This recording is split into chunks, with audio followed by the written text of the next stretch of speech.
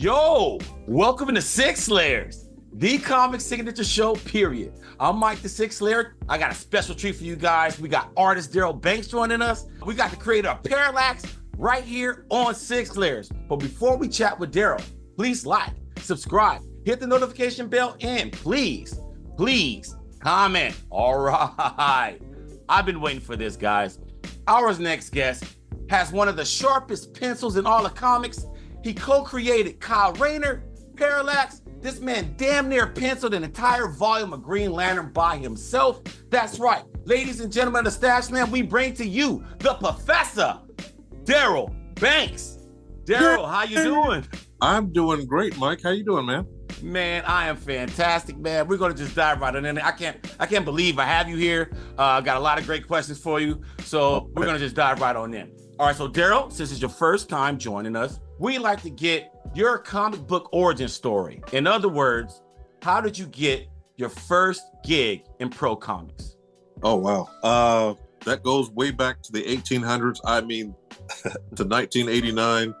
I started in the independents. The first company I worked with is called Innovation, doing whatever I could get my hands on, because it was one of those things where I had no idea how to even get into comics at all. I decided when I was a senior in high school that that's what I wanted to do. But this was long before there was a such thing as the internet. So it was word of mouth, letters, pages in comics. How do you do this?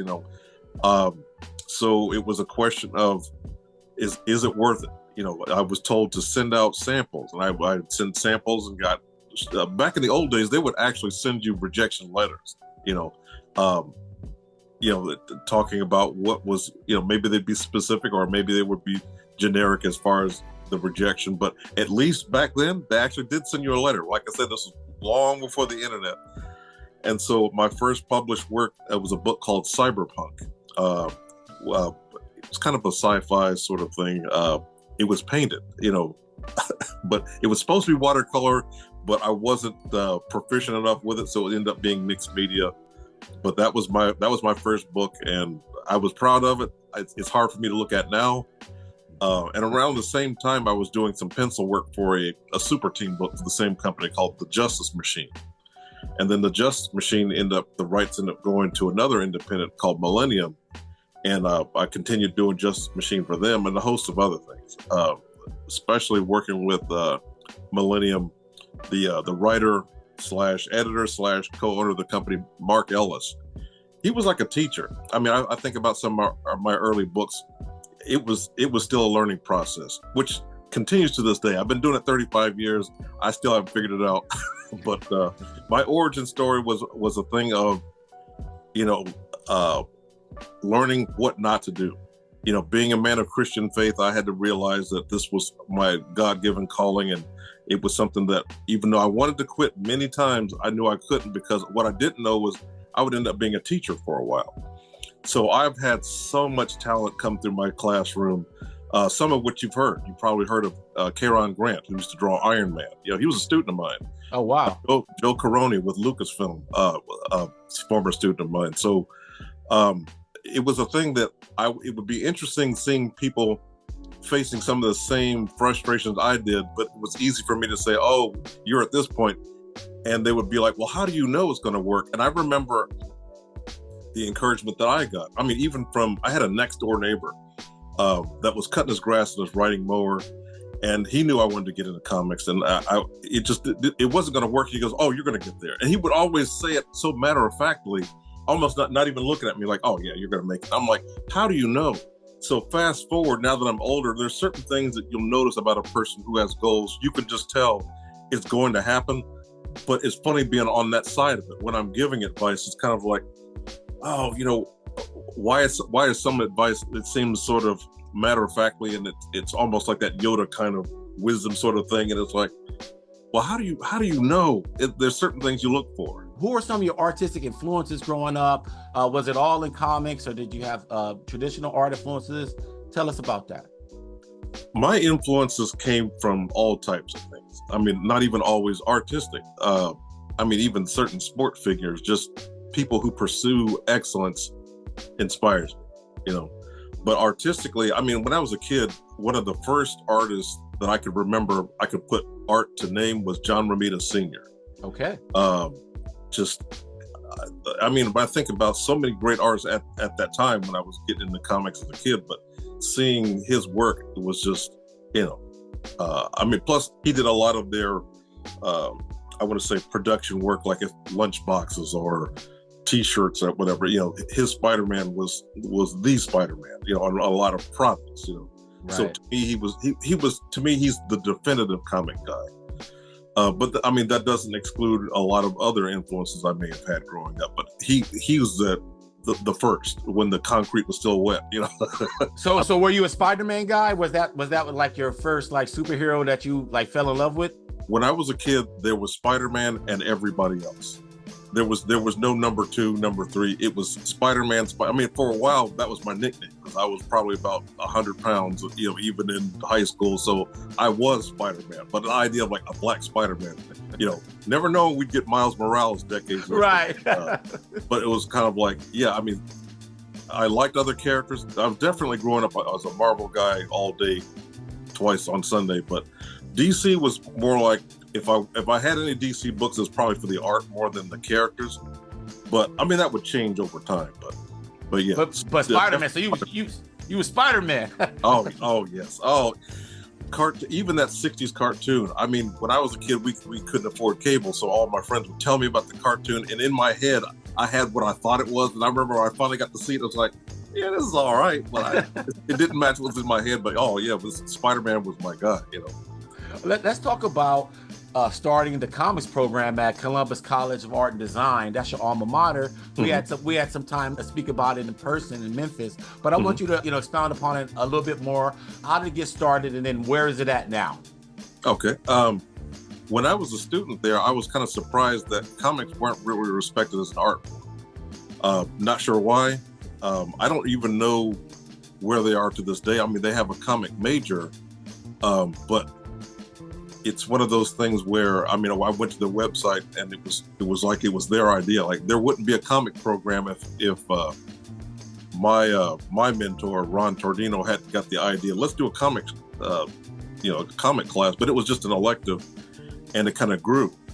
And even while the class was going on, the school still didn't look at it like it looked at everything else. But I mean, a lot of schools are like that. And I mean, this isn't LA; it's Ohio, so. Hey, Spider-Man could be number 1 in the box office, and they still, comics there. It wasn't a big deal to them. To this day, I don't know if it even though they have a major, I don't know if it's a big deal now. But fortunately, comics doesn't mean superhero. I think that was the problem. They thought, they hear comic book, they think of Batman, Superman, Spider-Man. But when you say comic, to me, I think of everything from manga to The Walking Dead, things that have nothing to do with superheroes. I mean, it's like saying movie. Well, what kind of movie? That doesn't throw it down. Like saying book, that doesn't layer it down. What kind of book? So hopefully my time there was able to expand that culture to understand that comics is a big international thing, and it deserves respect. So now I felt like the students got it, but a lot of my fellow faculty members did not. But it is what it is. You had an iconic run on Green Lantern. I mean, you have a legion of fans all over the world. But I'm a firsthand, witness to that. How did you get the gig, though? Like, what was the entry point? I had to back it up a little bit. Even before I was a pro, I just would fill up sketchbooks with ideas of things I thought were cool. And I remember it was, maybe like a summer where I just had ideas for, you know what? Dave Gibbons was doing a run on Green Lantern. Now, keep in mind, I was not a big DC guy, but it's more like certain artists just are amazing. And so Dave Gibbons, I mean, where do I start with how great he is? Right. So I think John Stewart was Green Lantern at the time, but he had the classic outfit. And I thought, Green Lantern, a black Green Lantern, but he kind of I feel like he needs his own flavor. So I would, come up with some ideas on, if I was drawing John Stewart, this is the suit I'd give him. And I would have him get more creative with the ring creations, because I was tired of vacuum sweepers and mouse traps, And so me being, interested in anime and stuff like that, I had, just stuff in a sketchbook, just messing around, I mean, a lot of Kyle's, the main bodysuit was some ideas I had for Jon Stewart. The logo that Kyle has, that was on my Jon Stewart idea, except it was centered. It wasn't off to one side. That came much later. But how I got it was, I had been sending DC samples just like I send anybody else samples, but I think I like anybody else, just sent them samples. But I remember at the time I was living with my dad, and we lived in the absolute worst neighborhood ever. And I thought, Lord, you got to get us out of here. Maybe if I can work in a bigger company, I can kind of help contribute more financially. And so one day I got a letter offering me to contribute on some Legion of Superheroes as an annual that they were trying out new talent. And so I think they gave me like 3 pages, something like that.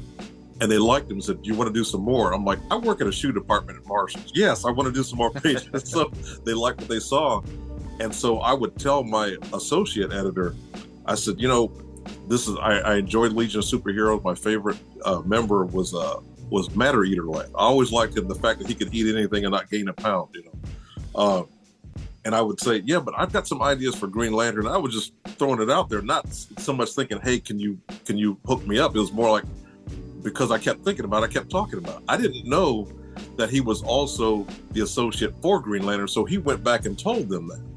So they were watching how I was doing the work I was doing on Legion of Superheroes, and so when it was time for the big change, they're like, all right, we want to try out this guy. And that's kind of what got that ball rolling for GL. So you unknowingly put your name in the bucket as artists with Green Lantern, just casually speaking about your ideas, or were you trying to pitch these ideas? No, I wasn't trying to pitch it. It's more like, if you're around me long enough, the things I think about, you'll find out about.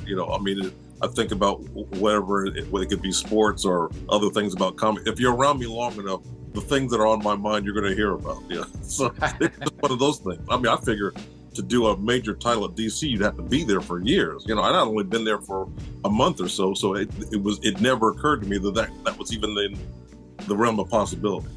So they approach you with the gig, and then I guess Ron was already on the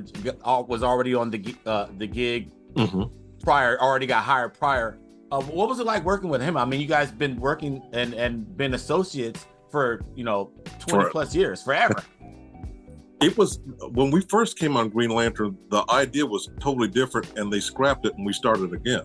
I mean, it was still going to be Hal, but it was so similar to what they were already doing, and they're like, nah. I mean, I penciled 6 pages or something like that until they just said, no, this is we want it different. We really want to pull the trigger on some major things, and it's all thanks to the death of Superman.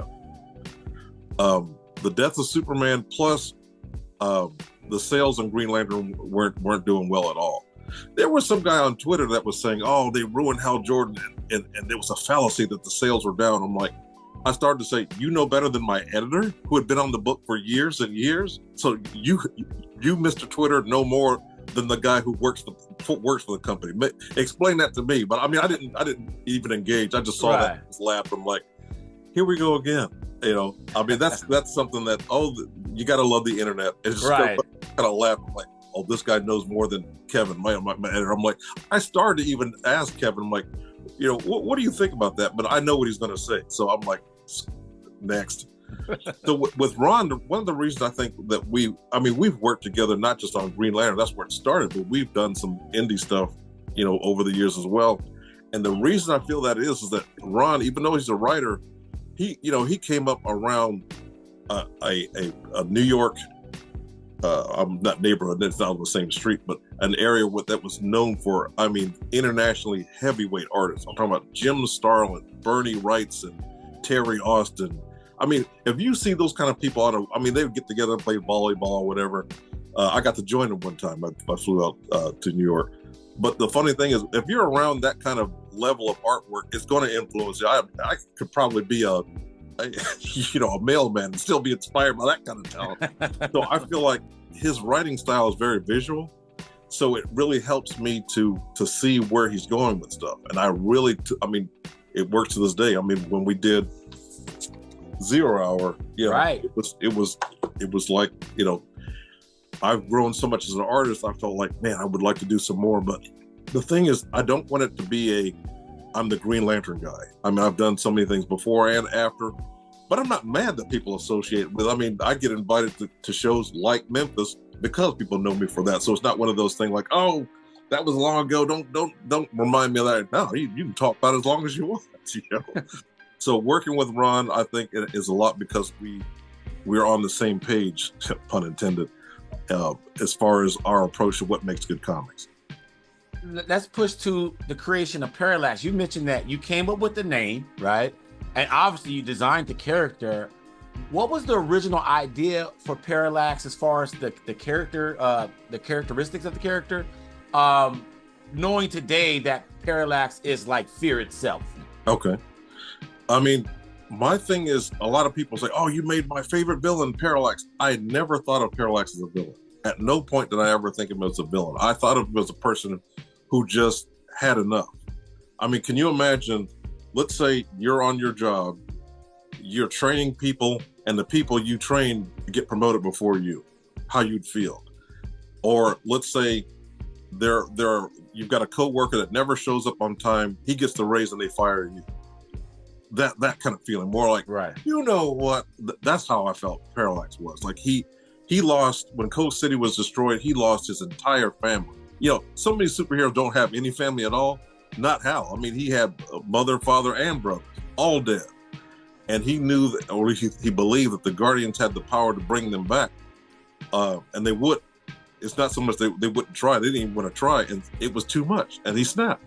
That's how I always looked at it. And as far as the design, I really didn't go through a lot of different preliminaries to get to what we got. The only difference is he had the symbol on his chest, and day one they're like, oh, that's got to go. That's because I didn't have the script for what happens exactly.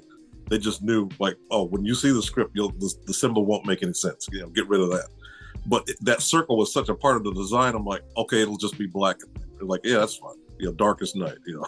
So the cape came later because DC themselves, the higher ups, really liked what we were doing, and so he became a bigger deal company-wise because DC has a hierarchy.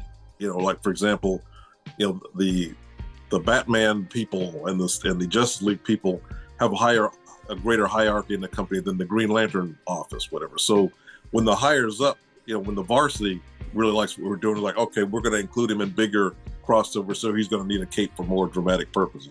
That's why he ended up getting a cape. But if you'll notice, in Green Lantern 50, he didn't have a cape, and that's why. We just thought it was just going to be a Green Lantern thing, You just broke down a big thing. You said it's like a varsity and JV. Yeah. I mean, when I went to the office back when they were still in New York, I actually went in there and you could see and you could tell there was a hierarchy. The higher ups can have influence on the lower tier books. Oh, wow. Really every company I would imagine has something similar, but it was just interesting to see. All right, so Kyle Rayner, you mentioned that the death of Superman influenced a lot of change across the line. Mm-hmm. And so one would assume they wanted a new Green Lantern for a new era. Mm-hmm. Was that so did the company pitch Kyle Rayner to you guys, or did you guys pitch Kyle Rayner to the company? That part I'm not 100% sure, because at the time, keep in mind, I was living in a bad neighborhood. I had no money, and I would have drawn anything. My thinking at the time was, what do you want? When do you need it? A lot of, honestly, and it's funny, this decades ago. Some of my earlier memories were kind of fuzzy, but I remember there was a lot of things that, like I said, initially it was going to still be Hal. Then it was like, okay, it's not, but then it's like, all right, scrapping the original plan. We're going to have a whole new guy that's going to be a Green Lantern, but he's got to look different. And I'm like, well, what does that mean? So that's your job. You figure out how different. So, oh my goodness. I think about some of the concept ideas I had for Kyle was just, they're so bad. I look at it now, I'm like, you thought that was going to be an idea? I mean, my editor was like, because remember, this was mid '90s, height of Image and all that kind of stuff. Some of the rejected Kyle, he looked like he might as well had a billboard saying, "I'm stuck in the '90s." I mean, he had a whole bunch of unnecessary stuff on his outfit. My editor goes, "Well, we want the emphasis to be on the stuff he creates, not on him." Is it plus, 22 pages of this, you'll thank. He said, "You will thank me that we kept it simple," and he was right. Kevin was definitely right. I remember the last thing that we kind of got stuck on was the logo. I really had to sell them on changing the logo. Believe it or not the mask. They were okay with the weird mask, but the logo, they're like, yeah, but we want to keep a little bit. I said, we've come so far. So just like Parallax, I had to sell them on that. I had to sell them on Kyle's logo. I said, I noticed, according to the script, that Kyle doesn't say the oath when he charges on the battery. He just holds it up there for, till it's charged. I said, well, what if we imply the logo? That's why in the middle it's split in half, like the brightest day, darkest night, blackest night, whatever. And they're like, oh, well, we'll think about it. And I was like, yeah, that makes sense. And the same with Parallax. I mean, Parallax, it was a definite, like they had legal reasons. Like, oh, we're not calling him that. We're calling him the Protector. And I'm like, I read the same script you did. What is he protecting? Yeah, but we own the rights to the word Protector. And I'm like, well, you own the rights to Parallax. So I had a reason why I chose that name Parallax. It has something to do with how we view stars from a particular position, and your point of view depends on how we see things. Well, Howell's had a different point of view, therefore, so again, I will think about it. And I'm like, they can't call it a Protector. Like, yeah, we'll go with Parallax. I'm like, yeah, but the Protector though? Yeah. Okay, so this is really intriguing, knowing kind of your backstory of like what you were dealing with when at your point in career, and all this new stuff is happening, and you kind of got thrown in, right? Because which leads me to this next point. Darryl, you literally redefined the meaning of cold cuts, man. When you killed Kyle Rayner's girlfriend, Alex, and stuffed her in the refrigerator, right? Yes. So that seems like, I mean, according to this interview right now, you just got the script and you just did what you had to do. Here's the thing. Back then, the Comics Code Authority, the censors of the comics industry, that's a classic case of sometimes they don't think straight. There's two versions of that famous page. What you saw was not how I originally drew it. Okay. The way I originally drew it is, I'm thinking, and I see in the script, all right, Alex's body's in the fridge. Now, I've never seen a fridge. I've seen some big fridges, never had one, but I never had one big enough that can accommodate a body. So in my mind, I'm thinking, I've got to smash all the shelves to fit somebody in there. So the way I drew it is all the shelves are smashed, and then she was laying in there. Well, the censors, in their infinite wisdom or lack thereof, thought, no, we can't show that. So draw the fridge door over it, and we just stick it on the page so you can't see it. So I did that, and it was like, so when I saw that, the second version, I'm thinking, if you can't see it, people might be thinking the same thing I'm thinking. She's in pieces, a foot on one shelf, a head on another. That makes it more horrific if you can't see it. I mean, it's like Jaws. We know what a shark looks like, but we didn't see it, and so it messed with what we thought it was in our head. So I thought, oh, this is not censoring it. This is making it worse, and it did. The way I drew it, this conversation would have happened maybe a couple months after the issue, and that would be the end of it. That would be the end of it. It would just be an answer to a trivia question. But because these censors didn't quite think it through, now here it is, 30-some years later, we are still talking about Alex in the fridge because of their attempt to censor it. I mean, there's a literal verb now called fridging. There was a version of the Deadpool movie that they used that. Of course, everybody had to instant message. Did you see that they mentioned fridging in the Deadpool movie? I'm like, that's funny to me. But thank you, Comics Code Authority, for giving that life, because if they had left it alone the way I drew it, it would have been a here today, gone today type of thing. For the aspiring artists out there, what are some keys to consistency as a penciler in pro comics? I mean, because you put in pages.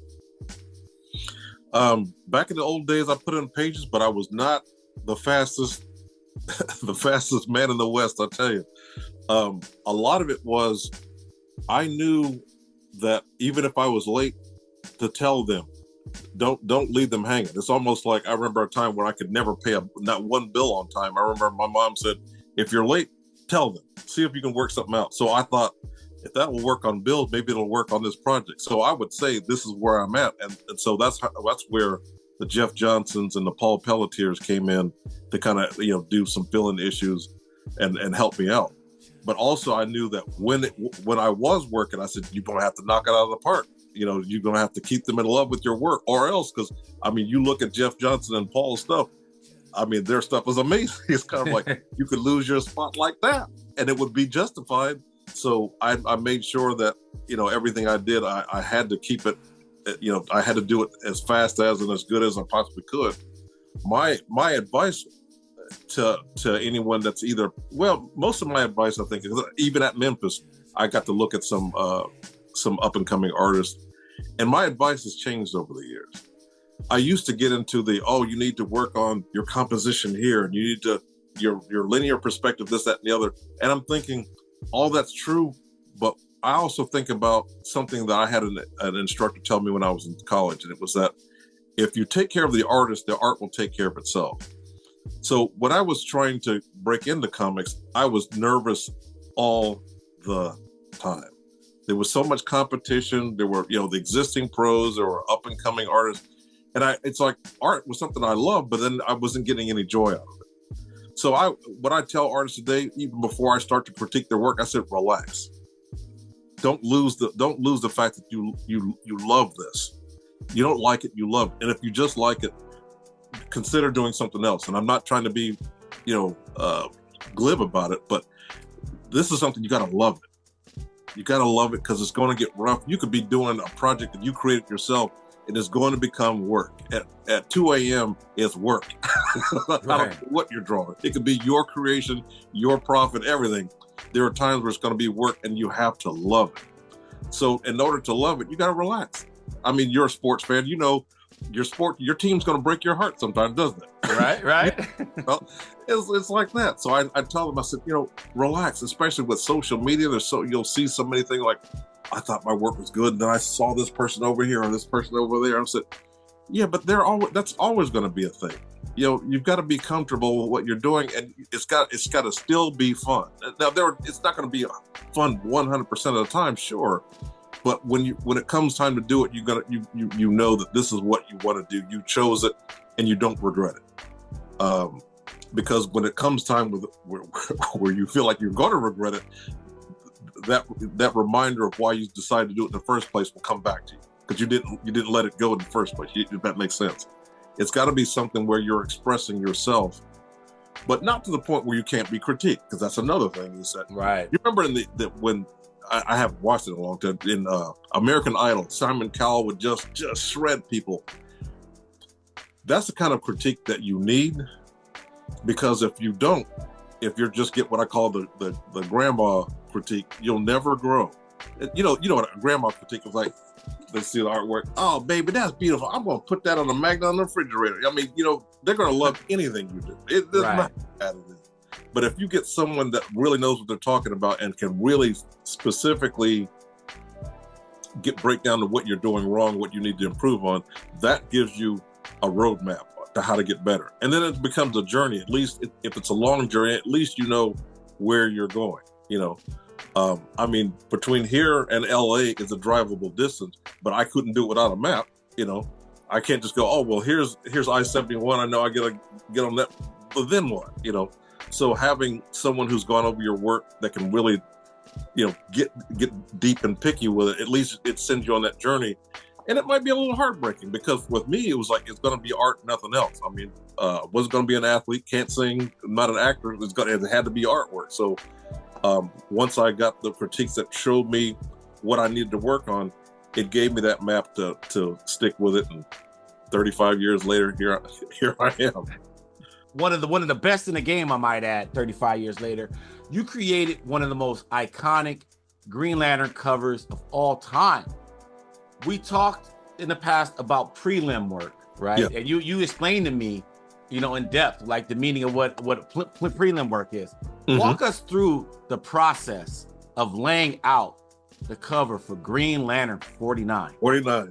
Okay, here's what's funny. Because covers, I haven't encountered that lately, but back then, covers fell in a different. I had a different editor. He was obviously in working in conjunction with my interior editor, but there was a cover editor. His name was Curtis King. They felt that because when books are in a store, it's product, and therefore it has to have something that's very striking. Because there's a lot of competition even within the company. So I would submit sketches, and then Curtis or somebody in the staff would get back with me on what to change.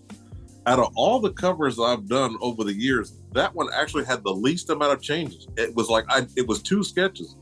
The first sketch looked just like that, except I think he was like waist up. And it was like, no, same thing, just let's really zoom in and really play this expression. This is a different Hal Jordan that nobody's seen before. And that was it. I'm like this one, that's it. And so, the cover to 48, the layout was provided for me by Ed Hannigan, who, even though he'd worked with DC, I'd think about his work at Marvel back when I was a kid. With 50, several, because of what it was, it was so many different. The only one I remember, it was a lot of standing poses, and they wanted something more active, and it ended up being a flying pose, etc. But with 49, it was just 2 sketches, and even then, it was essentially the same one, but just zoomed in. So it's funny how that became, and it wasn't that at first it wasn't very iconic because oh boy, this is painful. I sold that cover, the original, for $300 when I got it. I'm not gonna. I can't, for my sanity's sake, tell you some of the offers I've got because people want to know if I still had it, and this is what they were willing to pay me for it. I told my wife a couple of times, and she just laughed, kind of a thing like, she knows how much it hurts. But it's one of those things that's how it is. That's how it is. But yeah, it just seemed like it became more iconic over time. I'm not really sure why. For the longest, 50 was the big deal cover, you know. But for some reason, 49 really caught fire. Next thing I'm seeing T-shirts and all that kind of stuff. I'm like, hey, homages, homage covers. Yeah, I mean, left and right. So, what about sketch requests? I mean, I'm pretty sure you've probably sketched that a bajillion times since then. I did, but I talked with Bob Layton, famous Iron Man artist, and he was always getting requests to do Demon in the Bottle. The famous Tony Stark looking in the mirror. He said, I'm not a Xerox machine, and if people want that over and over again, I'm going to charge more for it. So I thought, he's like, you should do the same with 49. So I'm like, well, Bob, I consider you an influence. I was a fan of his even when I was a kid. So he's the voice of wisdom. So I thought if I doubled the price for it, the request would go away. They did not. People really want it, but I haven't really been doing much commission work, period. Just working on Shadow Cabinet for Milestone I just don't have time for commissions the way I used to. But yeah, people still love either. I've done some indie covers with their character doing a similar pose, that sort of thing. I mean, what's the funniest one was when DC had me do that Joker cover. Right, yeah. And I thought, wow, it's an homage with the same company. But that was a great feeling. Great feeling. That I felt like, oh, okay, I've done something I think is going to have some lasting impression. Darryl, you mentioned that you've been in the game for 35 years. Has your workflow changed in any way over those years? Like, have you, as far as how you produce your work? Drastically. When I first started, I had no computer, no nothing. It was all, I would get my scripts and reference in a FedEx package. I would get certain script revisions by fax, or faxes. There was a time where I was out of work completely. I mean, I couldn't get arrested in an art studio. I mean, it was nothing. So during that time, I thought I really need to learn the computer. I think I mean I had one towards the tail end of my run on Green Lantern, but it was more, email, that sort of thing. But I really needed to learn the art side of it, and I didn't know where to start. And it was a thing where start. It was kind of like there's no wrong answer. Just learn it step by step. Get in there. So now, I mean, all my comic work is 100% digital. The only analog artwork I do is like convention sketches, like at Memphis, or commission stuff, through the mail. But other than that, if it's professional, whether it's my commercial art or toy design or comics, it's all digital. So that changed greatly. I mean, people will ask me, well, now you don't have original pages to sell. Even if I had it, I wouldn't sell them anyway, because I remember thinking, I don't have not one Green Lantern cover. None. Zero. Zero? Zero. I have none. Sold them all, had to when I was out of work.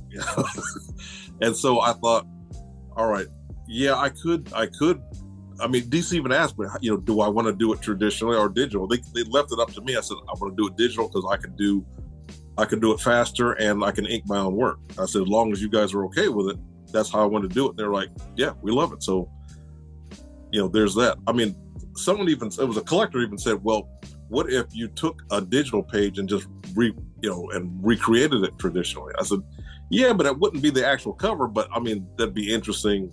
That would even be an option. But again, I remember a conversation I had with Terry Austin, who he's sold work over the years, but it's been a long, long time since he sold original art. And I asked him why. He said, because it's a limited commodity. He said, and I said, well, you don't have to explain that to me since I don't have a lot of Green Lantern artwork.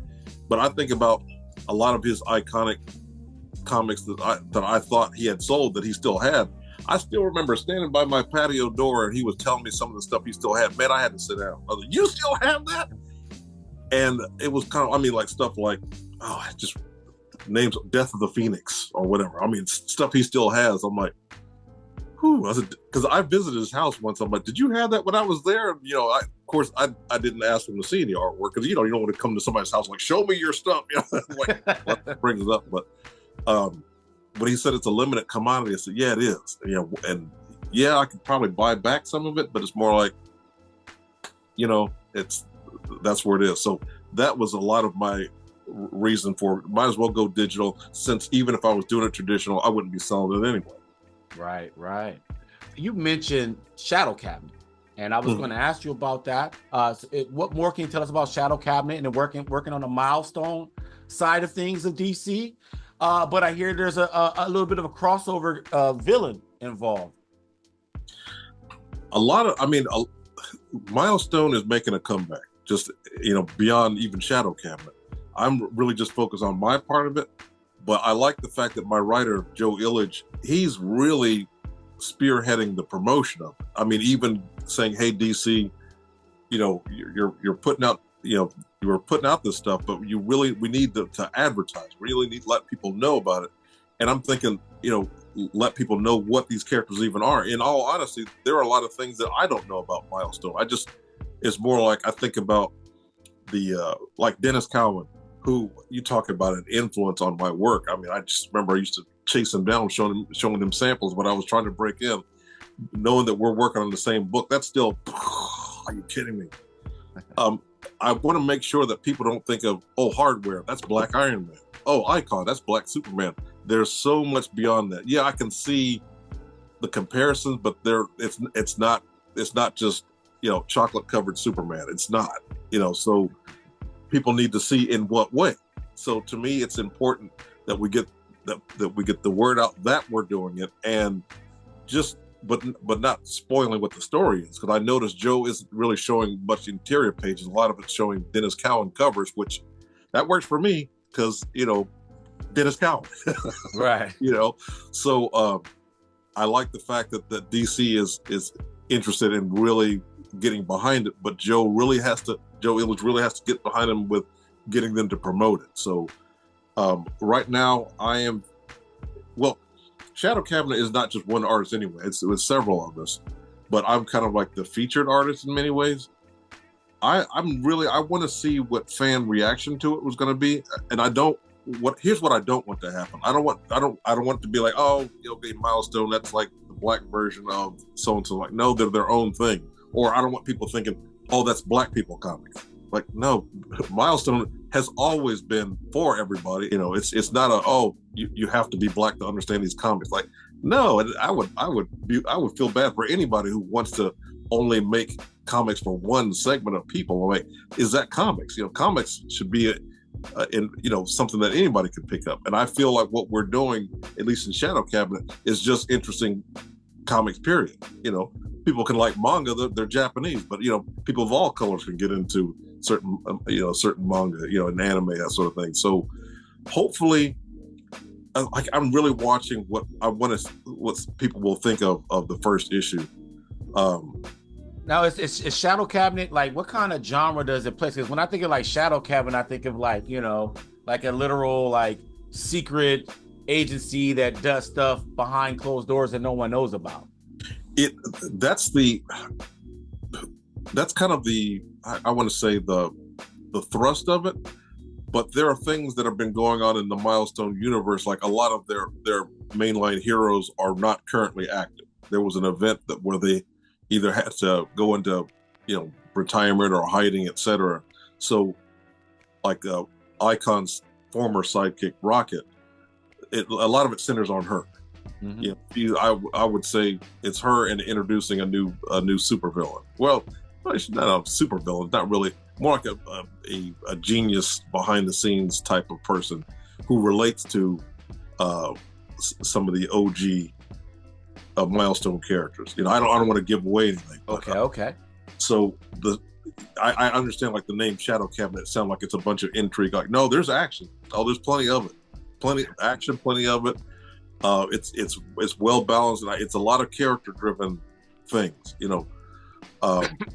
So often, I mean, I've done in the last couple of years, I've done things that were just, I don't know, essentially dramatic things, people talking type of thing, and I've done superhero stuff, either or. This has both. So I feel like this is sort of like Milestone in a way that really enhances what they've established and building on that foundation. And I really hope that people like it and that give it a chance, and especially with other projects. I mean, I remember when I worked on an issue of Icon versus Hardware, where Hardware had used a time machine and kind of became king of the earth and changed history and that sort of thing. Well, you talk about one of the most fun I've had in comics, period, because, you know, Icon never became, he just stayed in his alien form, you know, with his true form, whatever. Like, right. You know, he hadn't become the Icon as we know it. That was fun to do, even though I only did several pages and a cover. And the cover was an homage to a classic Neil Adams Green Lantern cover with the introduction of John Stewart, drawing Icon with a big fro. I love that. I look at that now, I'm like, that was a lot of fun. But so hopefully, the long story short, I really hope that everybody gives the current Milestone a chance. You talk about some of the best artwork.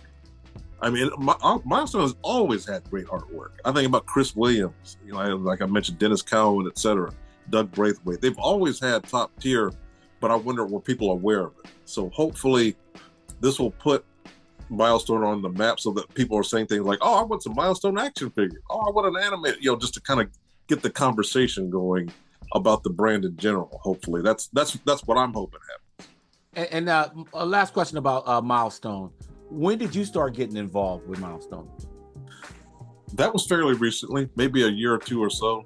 I have to thank my editor, Marquise Draper, who'd seen my work with you know, some of the newer editors. Because when they moved to California, I think when Ron and I did the Green Lantern anniversary issue, and I showed my first full digital work, I think it was making the rounds like, oh, not only is he still capable, but he's all digital. And this is, you know, he's inking himself, and we like it. So I honestly thought after the Green Lantern thing, that was going to be it. Because I remember years ago, maybe it was 2011, when we did the, what was it called? It was another like 90s reunion thing. And I remember telling Terry Austin, it was done tradition. Terry Austin goes, you're wanting to get all excited. This is a one and done. I'm like, no, you're just being negative, Terry. You know, I think we're back. It was like I know better than Terry Austin. He was like, you know, man, this, you know, they're going to put us back on the shelf. I'm like, oh, and he was right. And nothing came of it for years and years. So this time around, it was 2020, it was during the pandemic. Ron and I did this special, and I thought, okay, this time I'm ready. Like, if this is it, it was fun. I really enjoyed that anniversary special, especially doing it all digital.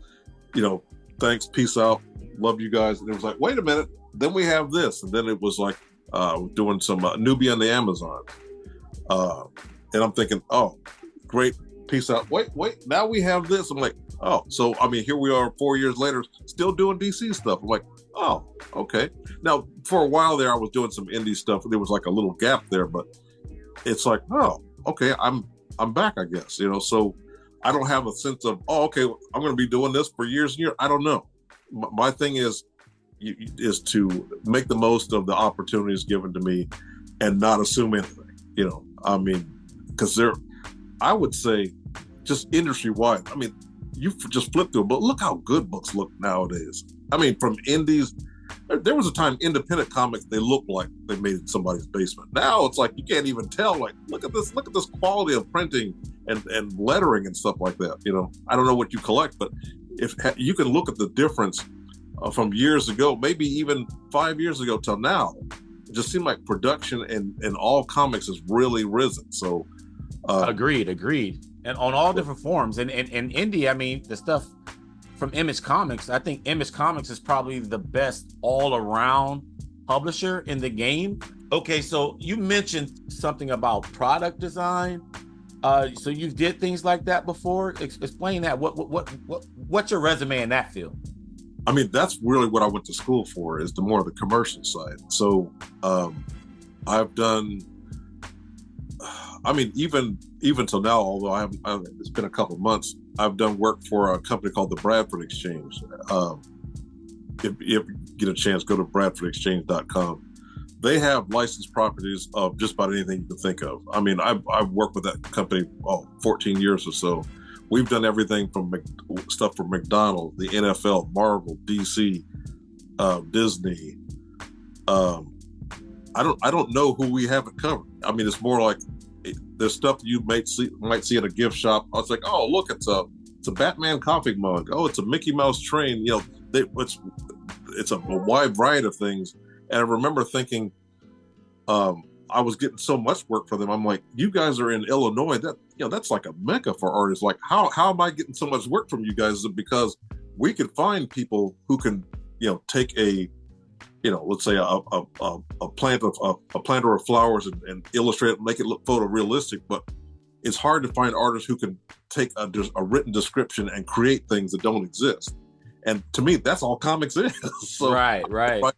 And they love having me do a lot of figure work. I'm like, yeah, I draw a lot of figures to a comic. So, I mean, not all superhero stuff, but just people. I've done a lot of, we've done a lot of homages to the military.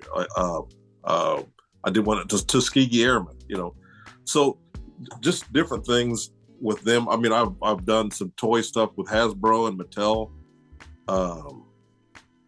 A lot of it was ideas, like concept, like, well, how about this or that? I remember with Hasbro, this was around the time the MCU had just started. I think the only Marvel movie out at the time, I think, was Iron Man.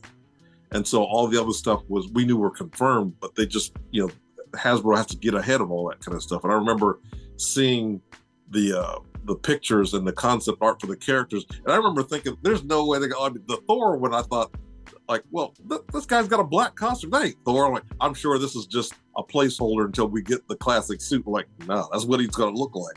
I'm like, he looks like the X-Men or a Ghost Rider or something like that with a red cape. Where's the helmet? I just remember thinking all that stuff. And they were like, I had to sign a NDA about, not sharing anything. And after a while, they knew. I said, I'm not going to tell anybody. Well, number one, no one's going to care.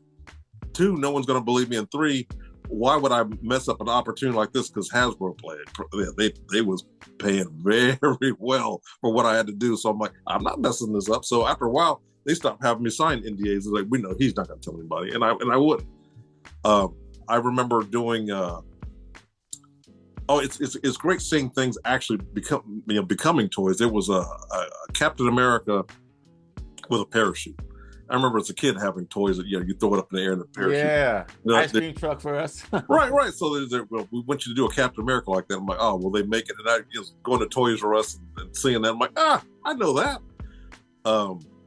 Just different things, just ideas like, even if it's not related to the movie, just they just like, you know how you go to a store and see Spider-Man on a dune buggy, just like that has nothing to do with anything, but just some kid would like it. I was doing a lot of that kind of stuff, and it was fun. It was a lot of fun, you know.